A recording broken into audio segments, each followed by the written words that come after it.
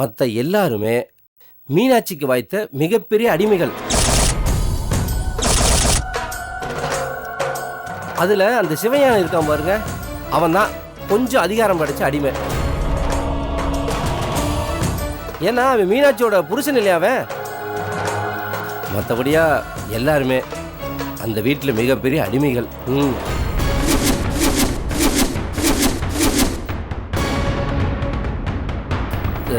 Sir, இத்தனை வருஷமா சிவஞானத்தோட தம்பிகளுக்கு ஏன் கல்யாணம் பண்ணி வைக்காம இருக்கான்னு தெரியுமா உங்களுக்கு? அந்த பூர்வீக வீடும், அந்த கைராசி சில்க்ஸும், அந்த லாரி ஏஜென்சியும், இதில் வரக்கூடிய எல்லா லாபமும் இவங்களுக்கெல்லாம் பங்கு பிரிக்கணும். நாளைக்கு புள்ள கூட்டின்னு ஆயிடுச்சுன்னு வச்சுக்கோங்களேன், இந்த சொத்து பிரிக்கையில் பெரிய பிரச்சனை வரும். லாஸ்ட்டில் கொஞ்சம் தான் மிஞ்சின்னு நினச்சிட்டான். புதுசாக வாங்குற எல்லா சொத்துக்களையும் மீனாட்சி பேர்லையும் சிவஞானத்து பேரில் தான் வாங்குறாங்க. அடிமைங்கிற பேரில் இவங்க எதையுமே பேசுறதே கிடையாது சார். சார், அந்த மீனாட்சி எப்பேற்பட்டவங்கிறது ஒரு சின்ன சாம்பிளில் சொல்கிறேன் சார். அவளை பெத்த தாய் சார், கூட பிறந்த தங்கச்சிங்கெல்லாம் சோத்துக்கு வழி இல்லாமல் கஷ்டப்பட்டு இருக்காங்க சார். அதை அந்த மீனாட்சி கொஞ்சம் கூட கண்டுக்கல சார். இருக்கிற சொத்துக்களை பூரா அவ வாட்டுக்கு எடுத்துட்டு வந்துட்டா சார்.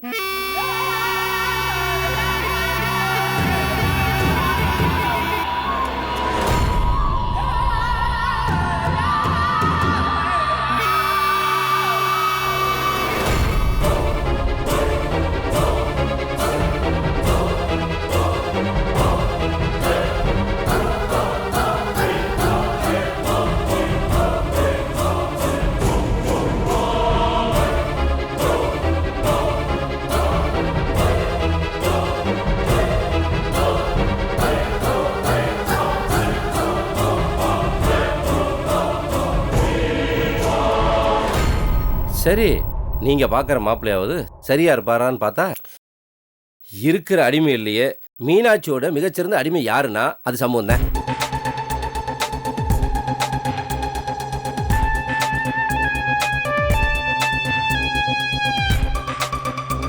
சார், பொதுவாக 2 ஜீவிங்களை திருமண ஒப்பந்தம் பண்ணி சேர்த்து வைக்கிறதா என்னோட வழக்கம் சார்.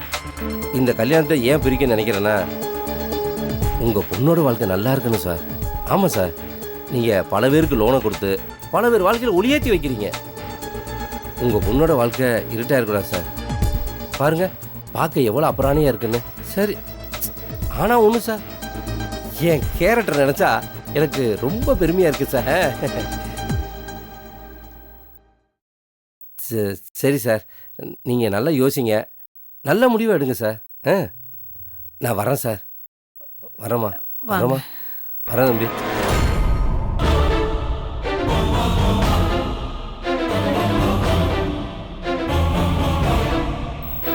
என்னங்க அவர் என்னங்க இப்படிலாம் சொல்லிட்டு போறாரு? அப்பா, சொந்த மச்சன்னு இப்படி சொல்றாருன்னா நம்ம யோசிக்கணும்ப்பா.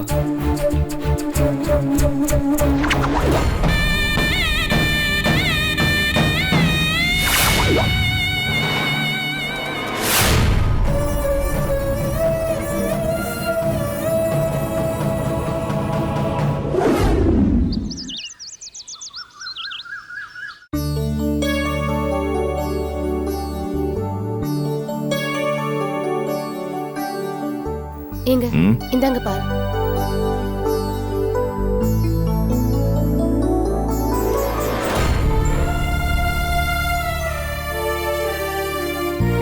என்னடி, என்னது? எதையோ பறி கொடுத்த மாதிரி இருக்க. பறி கொடுத்துருவேணும்னு பயமா இருக்கு. மனசு கேட்க மாட்டேங்குது. என்னதான் இருந்தாலும் பெத்த மனசு இல்லையா? அவளை இந்த வயித்துல தானே சுமந்து பெத்தேன். இது வரைக்கும் அவளுக்கு எந்த குறையும் வைக்கல. நான் மட்டும் இல்லைங்க, நீங்களும் அப்படித்தானே வளர்த்தீங்க. நானாவது அவளை இடுப்புல தான் தூக்கி வச்சு சாதம் ஊட்டுவேன். ஆனா நீங்க உங்க தலைக்கு மேல தூக்கி உட்கார வச்சு இந்த ஊரையே சுத்தி வருவீங்க. ஆமாடி, அவதான் இந்த வீட்டோட ஒரே கொலை விளக்கு. நம்ம வீட்டோட ஒரே பொம்பளை வாரிசு அவதான். அதனாலதான் அவளை நல்லா படிக்க வச்சு பெரிய பதவியில கொண்டு வரணுங்கிறக்காகத்தான் அவளை போலீஸ் அதிகாரி ஆக்குனேன். அதெல்லாம் சரிதாங்க. ஆனா அவ இப்போ பிரம்ம பிடிச்ச மாதிரில இருக்கா. சாப்பிட மாட்டேங்கிறா, தூங்க மாட்டேங்கிறா. இன்னையோட 2 நாள் ஆகுது அவ சரியா சாப்பிட்டு. ஸ்டேஷனுக்கு 5 நாள் லீவ் போட்டிருக்கா. யார் கூடயும் பேச மாட்டேங்கிறா, தனியாவே இருக்கா. அவ இப்படி இருக்கிறத பாக்குறதுக்கு எனக்கு பயமா இருக்குங்க. அவ இப்படி இருக்கும்போது நான் எப்படிங்க நிம்மதியா இருக்க முடியும்? சொல்லுங்க. எங்க எனக்கு வாழ்க்கையில என்னங்க இருக்கு? உங்களுக்கு பொண்டாட்டின்னு கூட என்னால சொல்ல முடியலங்க. எனக்குன்னு இருக்கிறது என் பிள்ளைங்க மட்டும்தாங்க. அதுக்காக தாங்க நான் உயிரோட இருக்கேன். அதனால தாண்டி எல்லாரையும் சுஞானத்திட்ட பேச சொல்லி எப்படியாவது சண்முகத்தை அவளுக்கு கல்யாணம் பண்ணி வைக்கணும்னு நான் நினைக்கிறேன்.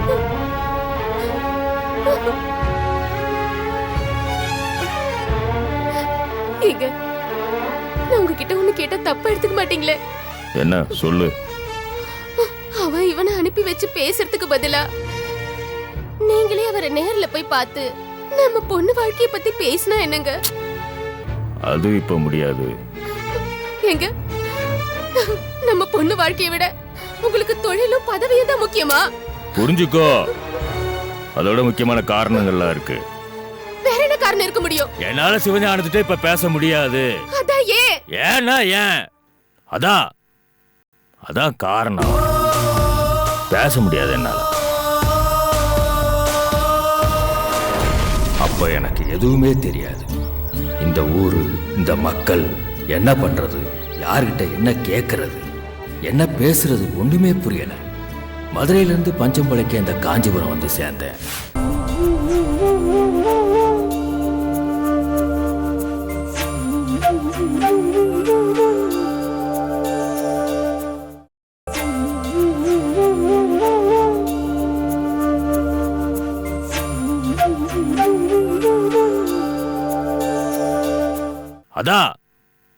அதான் காரணம். பேச முடியாது என்னால. அப்ப எனக்கு எதுவுமே தெரியாது. இந்த ஊரு, இந்த மக்கள் என்ன பண்றது, யார்கிட்ட என்ன கேட்கறது, என்ன பேசுறது ஒண்ணுமே புரியல. மதுரையிலிருந்து பஞ்சம்பளைக்கு இந்த காஞ்சிபுரம் வந்து சேர்ந்தேன். கல்யாணமாகி பொண்டாட்டியை கூட்டிட்டு வந்தாச்சு. சோத்துக்கு என்ன பண்ண போறோம், அவளுக்கு எப்படி சோறு போட போறோம் எதுவுமே தெரியாது. ஏன் மாத்து துணி கூட கிடையாது. போற வழியில கிடைக்கிற டீ பன் எல்லாம் சாப்பிட்டுக்கிட்டு எங்கெங்கோ பொழப்பு தேடி அலைஞ்சேன். அப்படித்தான் ஒரு நாள் ஒரு டீ கடையில், அண்ணா என்னப்பா டீ வேணுமா? இல்லைண்ணே, கடையில் ஏதாவது வேலை விடுங்க. என்னது வேலையா? நானே இங்க வேலைக்கு தான் இருக்கேன். முதல்ல இடத்த காலி பண்ணு. அண்ணே, நீங்க எந்த வேலை கொடுத்தாலும் நான் செய்யறேன். அதான் வேலையும் இல்ல வெட்டியும் இல்லைன்னு சொல்றல. சாப்பிட்டு 3 நாள் ஆச்சுண்ணே. ஏதாவது பன்னு ரொட்டி கொடுத்தீங்கன்னா. யோ, வேலை கேட்குற அப்புறம் பண்ணு கேட்குற. எதுக்கு வியாபாரம் பண்ற இடத்துல விவகாரம் பண்ற? இல்லைண்ணே, முதல்ல இடத்த காலி பண்ணியா. ரொம்ப பசிக்குதுண்ணே, கொஞ்சம் மனசு வைங்கண்ணே. யோ, ஒண்ணு கிளம்பியா முதல்ல. போயா, வெளியே வெளியே. அப்பத்தான் சிவஞான அப்பா வேணுகோபால முதலா பார்த்தேன். மன்னிச்சிருங்க. வேணுகோபால் எனக்கு வேலை கொடுத்தார். அவர் கொடுத்த வேலையை ரொம்ப சரியா பண்ணேன். உயிரை கொடுத்து கடுமையா உழைச்சேன். ராப்பகல் பார்க்காம வேலை பார்த்தேன்.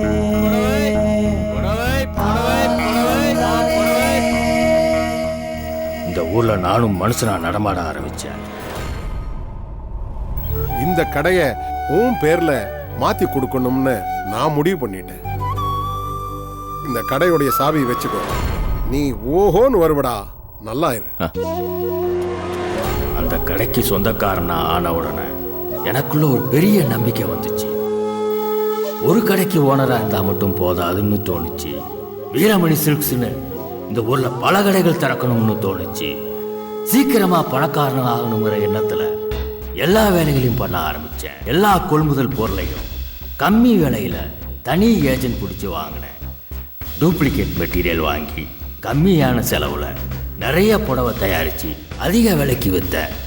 சுத்து வட்டாரத்தில் இருக்கிற நெசவு பண்றவங்க எல்லார்கிட்டையும் கம்மியாக காசு கொடுத்து புடவை வாங்கி அதை வெளிநாடுகளுக்கு எக்ஸ்போர்ட் பண்ணி அதிக காசு சம்பாதிச்சேன்.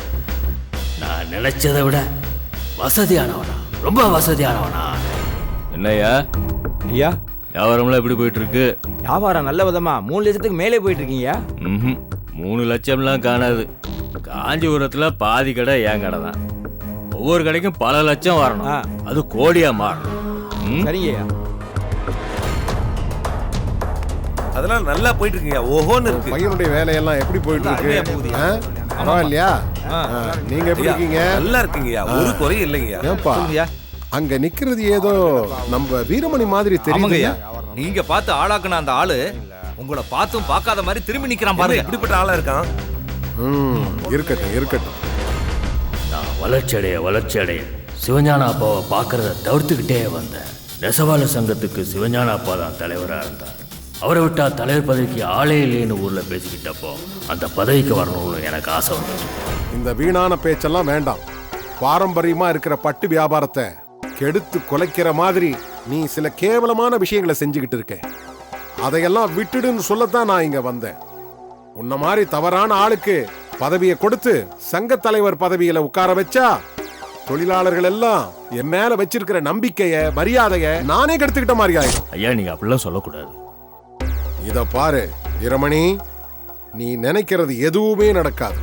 இந்த தில்லுமுள்ளு வேலையெல்லாம் முதல்ல விட்டுடு. சிவஞான அப்பா என்னை ஒதுக்குனதுக்கு அப்புறம் என்னால தலைவராக முடியல. சங்கத்துல அவரை மீறி யாருமே எனக்கு ஆதரவு தரல. அவர் இருந்தா நம்ம திட்டம் நிறைவேறாதுன்னு அவரை போய் சந்திச்சேன். நான் பெரிய தப்பு பண்ணிட்டேன். நிறைய தில்லுமுள்ளு பண்ணி ஏமாத்திட்டேன். ஆமாயா, நான் பாவியா. நான் நாதி இல்லாம இருந்தப்போ நீங்க தான் கடவுள் மாதிரி இருந்து என்னை காப்பாத்துனீங்க. உங்க முகத்துல முடிக்கவே எனக்கு தகுதி இல்லையா? ஐயா, என்னை மன்னிச்சிருங்க. இத பாரு வீரமணி, எப்போ செஞ்ச தப்ப நீ உணர்ந்து என்கிட்ட மன்னிப்பு கேட்டுட்டியோ அப்பவே நான் உன்னை மன்னிச்சிட்டேன்ப்பா. காஞ்சிபுரம் பட்டு பாரம்பரியத்தை உன்ன மாதிரி ஆட்கள் தான் காப்பாற்ற முடியும். ஐயா, நான் என்னவா இருந்தாலும் சரி, உங்க பழைய வீரமணி தானா? டேய் போடா. நான் புது வீடு கட்டினதுக்கு அப்புறம் நீங்க வீட்டுக்கு வரவே இல்லை ஐயா. வர வெள்ளிக்கிழமை சின்னதா விருந்துக்கு ஏற்பாடு பண்ணியிருக்கேன். நீ கண்டிப்பா வரணும். கண்டிப்பா வரேன். சிவஞான அப்பா வீட்டுக்கு வந்தார். அன்னைக்கு விருந்து முடிஞ்சதுக்கு அப்புறம் அவருக்கு ஒரு வெள்ளி கிண்ணத்துல பால் கொண்டு கொடுத்தேன். அந்த பால்ல நிறைய தூக்க மாத்திரையில போட்டு கலந்துருந்தேன். அதை குடிச்சதும் அவருக்கு லேசா தள்ளாட்டம் வந்தது. அவரை கார்ல ஏற்றி அவர் வீட்டுக்கு அனுப்பி வச்சுட்டேன். வீட்டுக்கு போன அவரு பணமத்தா விழுத்தாரு. ஊர் உலகத்தை பொறுத்த வரைக்கும் அது ஒரு இயற்கையான மரணம்னு நம்ப வச்சேன்.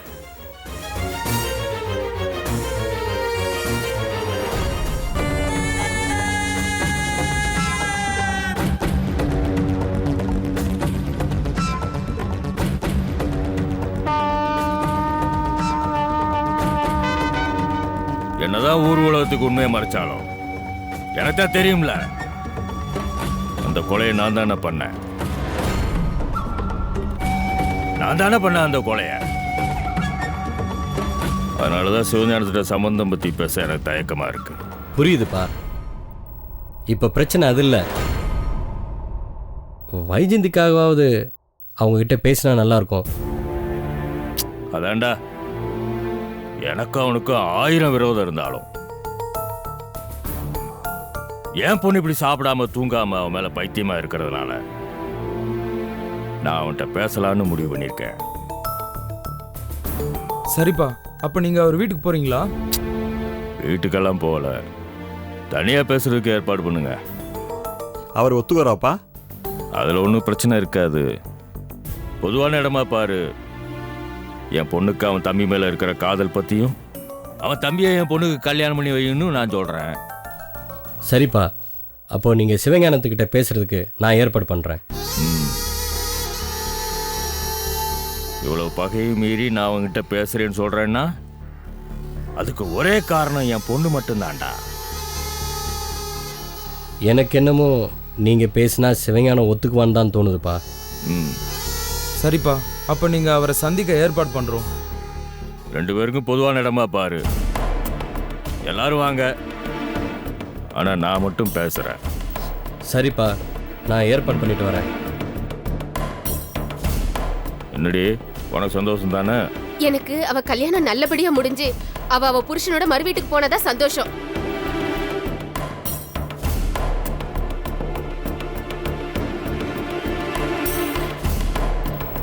விடுங்கப்பா, அம்மா எப்போவுமே அப்படி தானே. அதெல்லாம் பெருசுப்படுத்திக்காதீங்க. ஆக வேண்டிய ஏற்பாடை நான் பார்த்துக்கிறேன். ம். சரிங்கப்பா, நம்ம லாரி ஆஃபீஸில் கொஞ்சம் வேலை இருக்குது, நான் போயிட்டு வரேன்ப்பா. ம்.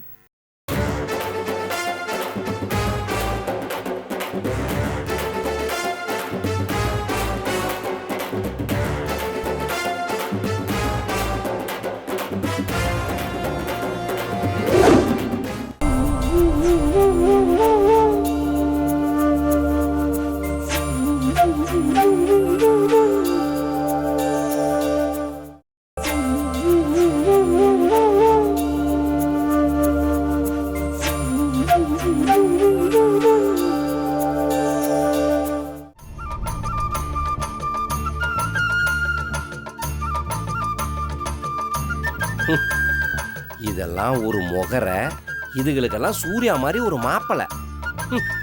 தலையெழுத்து. சைடு வருமானத்துக்கு ஆசைப்பட்டு அரசாங்க அதிகாரியா இருந்து அவமானப்பட்டு இருக்கேன். என்ன இது, ஆயா போட்டாவெல்லாம் வருது? இது எப்படி என் பைக்குள்ள வந்துச்சு? ஒருவேளை 60ஆம் கல்யாணம் பண்ற திருக்கோஷ்டியூர் ஜோதிச்சிட்டு நினைச்சிட்டாங்களோ? அதையும் பண்ணலாமே, நல்லா காசு வரும். இது 2-3 போட்டா இருக்கு. இது முகரே. என்னங்க என்ன நினைச்சிட்டு இருக்கீங்க உங்க மனசுல? ஏய், என்னடி உன் பிரச்சனை? எதுக்கு பானுமதி வீட்டுக்கு போய் கண்டத பேசிருக்கீங்க? பானுமதியா? யார் அது? ஓ, எங்க அண்ணன் சண்முகத்துக்கு பார்த்த பொண்ணு பானுமதியா உங்களுக்கு தெரியாது? அதுவா? ஏண்டே, பானுமதிங்கிற பேரை காலங்காலத்துக்கு ஞாபகம் வச்சிருக்க, அது என்ன பெரிய இன்டர்நேஷனல் ஃபிகரா? இங்க பாருங்க, அவங்க வீட்டுக்கு போய் சம்பந்தத்தை உடைக்கிற மாதிரி பேசிருக்கீங்க. இங்க பாரு, நான் அவங்க வீட்டுக்கு நான் போகவும் இல்ல, நான் எதுவும் பேசவும் கிடையாது. போதுமா? நீங்க பேசல, நான் ப்ரூவ் பண்ணவா? என்னடி ப்ரூவ் பண்ணுவ? என்ன ப்ரூவ் பண்ணுவ? எங்க பண்ணு பாப்போம். யாரு? அவங்க அப்பன், அந்த பேங்க் மேனேஜர் சேதுராமனும் அவன் பொண்டாட்டின்னு சொல்லிப்பாங்க, அப்படித்தானே? அவங்க இல்லாம இன்னும் 3 சாட்சி இருக்கு.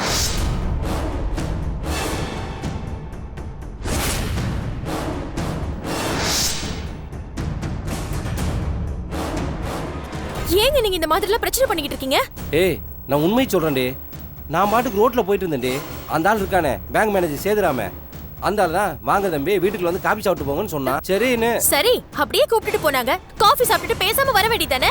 போய் காபி சாப்பிட்டு பேசாம தாண்டி வந்த. நீங்க பேசிருக்கீங்க. இங்க பாரு, நான் தான் எதுவும் பேசுன்னு சொல்றேன்ல, அப்புறம் என்ன? எங்க அண்ணனை பத்தி, என் குடும்பத்தை பத்தி ரொம்ப கேவலமா பேசி சம்பந்தத்தை உடைக்கிற மாதிரி பண்ணிருக்கீங்க. ஏண்டி, நான் தான் எதுவும் பேசன்னு சொல்றேன்ல, ஏன் எனக்கு வேற வேலை வெட்டியே இல்லையா? இங்க பாரு, 1008 வேலை இருக்கு. பாருங்க, எனக்கு உங்களை பத்தி நல்லா தெரியும். இதுக்கு மேல நீங்க குழப்பம் பண்ணணும்னு நினைச்சீங்க, எழுதி வச்சுட்டு மண்ணெண்ணை ஊத்திக்கிட்டு செத்து போயிடுவேன். இது என் பிள்ளைங்க மேல சத்தியம்.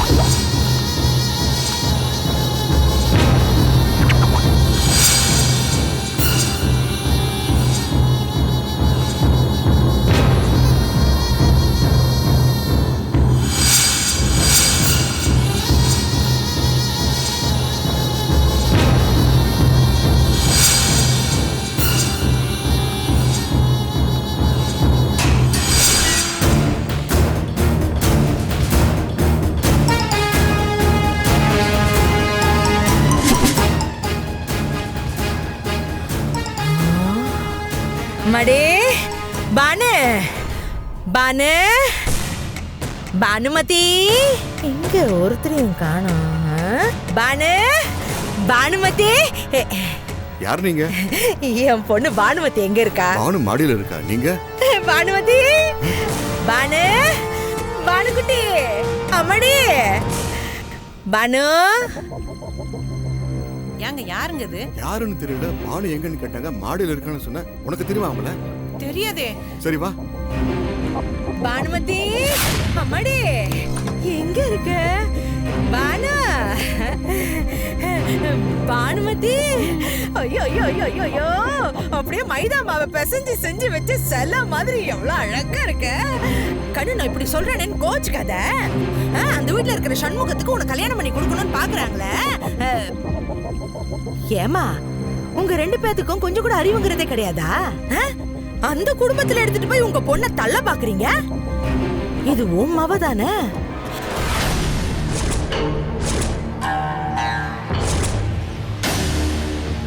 இது உன் அம்மா தானே?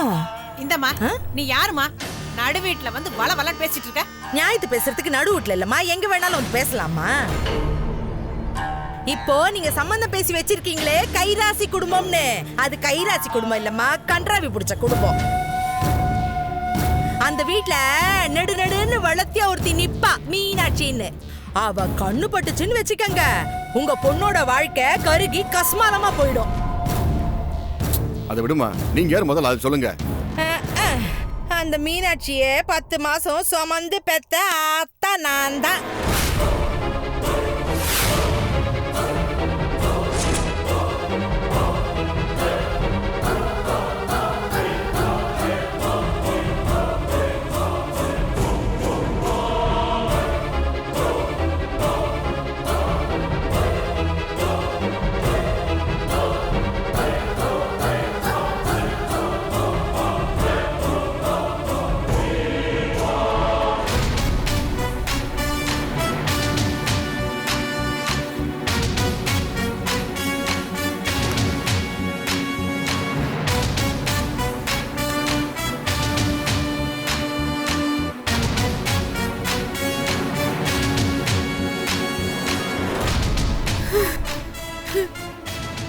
இன்னும் அந்த 2 பொண்ணுங்களையும் கல்யாணம் பண்ணி கரு சேர்க்கணும். என்ன பண்ண போறேனோ தெரியலையே. நல்லா யோசிங்கம்மா. அழகா இருக்கிற பொண்ணாச்சே. ஐயோ, பறி கொடுத்துடாதீங்கம்மா, பறி கொடுத்துடாதீங்க. அம்மாடி, நீ ஒன்னும் கவலைப்படாதம்மா, நீ நல்லா இருப்பமா. ஒரு குறையும் இல்லாம லட்சணமா இருப்ப. நான் கும்பிடுற மாரியாத்தா கிட்ட உனக்காக வேண்டிக்கிறேம்மா. நீ நல்லா இருப்பமா, நல்லா இருப்ப. நீ வேணா பாத்துக்கிட்டே இரு, நீ நல்லா இருப்படா. எங்க போனாலும் நல்லா இருப்ப.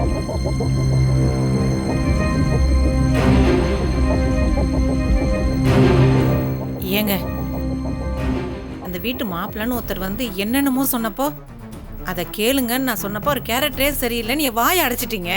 ஆனா இன்னைக்கு மீனாட்சியை பெத்த அம்மா அவங்களே வந்து இவ்வளோ சொல்லிட்டு போறாங்கங்க. தான் பெத்த பொண்ணை பத்தி யாராவது இப்படி சொல்லுவாங்களா? இதுக்கப்புறம் நம்ம சும்மா இருந்தா நல்லா இருக்காதுங்க. நீங்க ஏதாவது முடிவெடுங்க.